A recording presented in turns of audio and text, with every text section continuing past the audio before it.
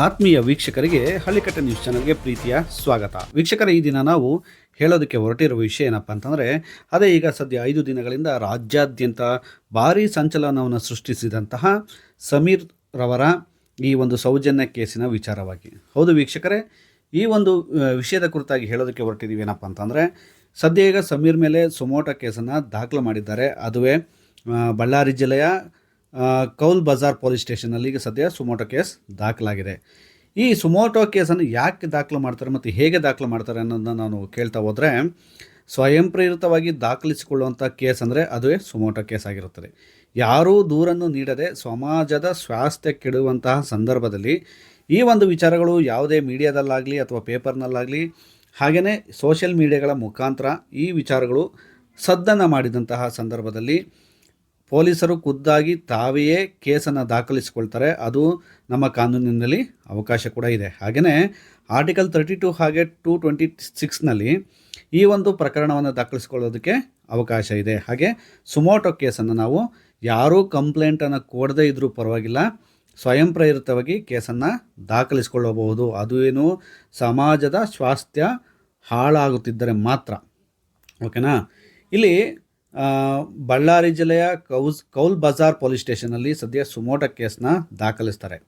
ಹಾಗೆ ಸಮೀರ್ಗೆ ಒಂದು ನೋಟಿಸ್ ಕೂಡ ಅವರು ಜಾರಿ ಮಾಡ್ತಾರೆ.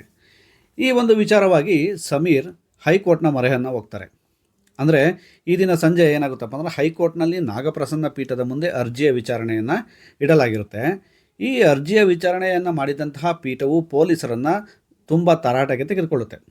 ಇದರಿಂದ ಯಾರಿಗೆ ತೊಂದರೆ ಆಗಿದೆ, ಯಾರ ಭಾವನೆಗೆ ಧಕ್ಕೆ ಆಗ್ತಾಯಿದೆ, ಮತ್ತು ಯಾರು ಈ ಒಂದು ಪ್ರಕರಣದ ಕುರಿತಾಗಿ ಕಂಪ್ಲೇಂಟನ್ನು ಕೊಡಬೇಕಾಗಿತ್ತು, ಆದರೆ ಯಾರು ದೂರನ್ನು ಕೊಟ್ಟಿಲ್ಲ ಇದುವರೆಗೂ. ನಿಮಗೆ ನೀವು ಯಾಕೆ ಸುಮೋಟೋ ಕೇಸನ್ನು ದಾಖಲಿಸಿದ್ದೀರಾ ಅಂತ ಪ್ರಶ್ನೆ ಮಾಡ್ತು.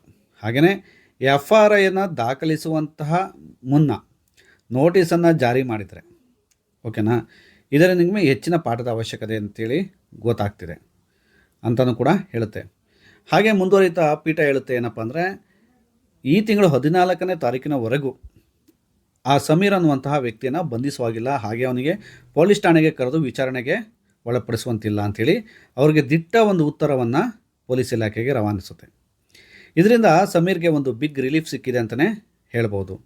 ವೀಕ್ಷಕರೇ, ಈ ಒಂದು ಕೇಸ್ನಲ್ಲಿ ಪರ ಮತ್ತು ವಿರೋಧ ಹೇಳಿಕೆಗಳು, ಲಕ್ಷಾಂತರ ಜನರು ಈ ಒಂದು ವಿಡಿಯೋನ ನೋಡ್ತಾ ಅದರಲ್ಲಿ ಕಮೆಂಟ್ಸ್ ಕೂಡ ಹಾಕ್ತಾಯಿದ್ದಾರೆ.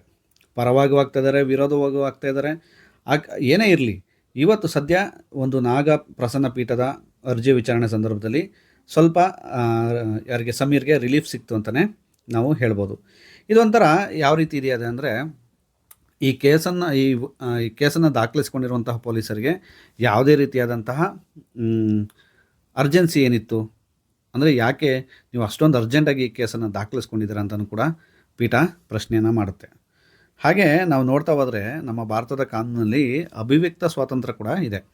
ಅಂದರೆ ಈ ಅಭಿವ್ಯಕ್ತಿ ಸ್ವಾತಂತ್ರ್ಯ ಅಂದರೆ ಏನು ಅಂತ ನಾವು ನೋಡ್ತಾ ಹೋದರೆ,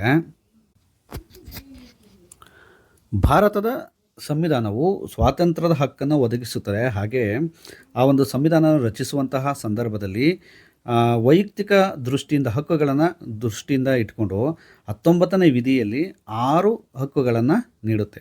ಅದರಲ್ಲಿ ಪ್ರಮುಖವಾಗಿ ಈ ವಾಕ್ ಸ್ವಾತಂತ್ರ್ಯ ಅಂದರೆ ಏನಪ್ಪ, ಇದು ಅಭಿವ್ಯಕ್ತಿ ಸ್ವಾತಂತ್ರ್ಯ ಕೂಡ ಒಂದಾಗಿರುತ್ತೆ. ಈ ಒಂದು ಅಭಿವ್ಯಕ್ತಿ ಸ್ವಾತಂತ್ರ್ಯವು ಯಾವ ರೀತಿ ಇರುತ್ತಪ್ಪ ಅಂದರೆ, ನಾವು ಮಾತುಗಳ ಮೂಲಕ ನಮ್ಮ ಒಂದು ಸ್ವಾತಂತ್ರ್ಯವನ್ನು ವ್ಯಕ್ತಪಡಿಸ್ಬೋದು. ಹಾಗೆ ಬರವಣಿಗೆ ಮೂಲಕ ಆಗಿರ್ಬೋದು, ಮುದ್ರಣದ ಮೂಲಕ ಆಗಿರ್ಬೋದು, ಹಾಗೆ ಚಿತ್ರಗಳನ್ನು ಬರೆಯುವ ಮೂಲಕ, ಹಾಗೆ ಇತರ ಯಾವುದೇ ವಿಧಾನದ ಮೂಲಕನಾದರೂ ನಮ್ಮ ಆಲೋಚನೆ ಮತ್ತು ಅಭಿಪ್ರಾಯಗಳನ್ನು ನಾವು ಮುಕ್ತವಾಗಿ ವ್ಯಕ್ತಪಡಿಸುವಂತಹ ಹಕ್ಕು ಈ ಒಂದು ಹಕ್ಕಾಗಿದೆ. ಹಾಗೆ ಪ್ರತಿಯೊಬ್ಬರಿಗೂ ಸಹ ಅಭಿಪ್ರಾಯ ಮತ್ತು ಅಭಿವ್ಯಕ್ತಿ ಸ್ವಾತಂತ್ರ್ಯವನ್ನು ಈ ನಮ್ಮ ಸಂವಿಧಾನ ನೀಡಿದೆ. ಈ ಒಂದು ಹಕ್ಕಿನಲ್ಲಿ ಯಾರೂ ಕೂಡ ಹಸ್ತಕ್ಷೇಪವನ್ನು ಮಾಡುವಂತಿಲ್ಲ. ಹಾಗೆಯೇ ಈ ಒಂದು ಸ್ವಾತಂತ್ರ್ಯ ಯಾವ ರೀತಿ ಇದೆಯಪ್ಪ ಅಂದರೆ, ನಮಗೆ ಮಾಧ್ಯಮದ ಮೂಲಕ, ಯಾವುದೋ ಒಂದು ಮಾಧ್ಯಮದ ಮೂಲಕ ನಮ್ಮ ಅಭಿಪ್ರಾಯವನ್ನು ನಾವು ವ್ಯಕ್ತಪಡಿಸ್ಬೋದು. ಇದಕ್ಕೆ ಯಾವುದೇ ರೀತಿಯಾದಂತಹ ಗಡಿಗಳನ್ನಾಗಲಿ ಅಥವಾ ಸೀಮೆಗಳನ್ನಾಗಿ ಹಾಕುವಂತಹ ವಿಚಾರ ಇದರಲ್ಲಿ ಇಲ್ಲ. ನಾವು ಎಷ್ಟೋ ವಿಚಾರಗಳನ್ನು ಸ್ವೀಕರಿಸ್ಬೋದು ಮತ್ತು ನಮ್ಮ ವಿಚಾರಗಳನ್ನ ಇತರರಿಗೆ ನೀಡಬಹುದು ಅನ್ನುವಂತಹ ಸ್ವಾತಂತ್ರ್ಯ ಇದರಲ್ಲಿದೆ. ಹಾಗೆಯೇ ಸಮೀರ್ ಕೂಡ ಇಲ್ಲಿ ಅವನ ಅಭಿವ್ಯಕ್ತಿ ಸ್ವಾತಂತ್ರ್ಯವನ್ನು ಇಲ್ಲಿ ವ್ಯಕ್ತಪಡಿಸಿದ್ದಾನೆ. ಓಕೆನಾ? ಇದನ್ನು ಹತ್ತಿಕ್ಕುವಂಥ ಕೆಲಸವನ್ನು ಮಾಡುತ್ತಿರುವುದು ಯಾರು ಮತ್ತು ಯಾಕೆ ಮಾಡುತ್ತಿದ್ದಾರೆ ಎನ್ನುವಂತಹ ಪ್ರಶ್ನೆಗಳಿಗೆ ಉತ್ತರಗಳನ್ನು ನಾವು ಮುಂದಿನ ದಿನಗಳಲ್ಲಿ ಕಾಣ್ಬೋದಾಗಿರುತ್ತದೆ. ಸದ್ಯ ಈಗ ಹೈಕೋರ್ಟ್ನಿಂದ ರಿಲೀಫ್ ಸಿಕ್ಕಿರುವಂಥ ಸಮೀರ್ಗೆ ಸಂತೋಷವಾಗಿರಬೇಕು ಅಂತೇಳಿ ನಾನು ಭಾವಿಸ್ತಾ ಇದ್ದೀನಿ. ಹಾಗೆಯೇ ಸಮೀರ್ಗೆ ಹಲವಾರು ಜನರು ಪ್ರೋತ್ಸಾಹವನ್ನು ನೀಡ್ತಾ ಇದ್ದಾರೆ, ಹಾಗೆ ಬೆಂಬಲ ಕೂಡ ವ್ಯಕ್ತಪಡಿಸ್ತಾ ಇದ್ದಾರೆ. ಹಾಗೆಯೇ ಈ ನಮ್ಮ ಪ್ರಜಾಪ್ರಭುತ್ವ ವ್ಯವಸ್ಥೆಯಲ್ಲಿ ಈ ಒಂದು ಅಭಿವ್ಯಕ್ತಿ ಸ್ವಾತಂತ್ರ್ಯ ಹಕ್ಕನ್ನು ಯಾರೂ ಸಹ ಕಿತ್ಕೊಳ್ಳೋದಕ್ಕೆ ಸಾಧ್ಯ ಇಲ್ಲ ಅಂತಲೇ ಹೇಳ್ಬೋದು.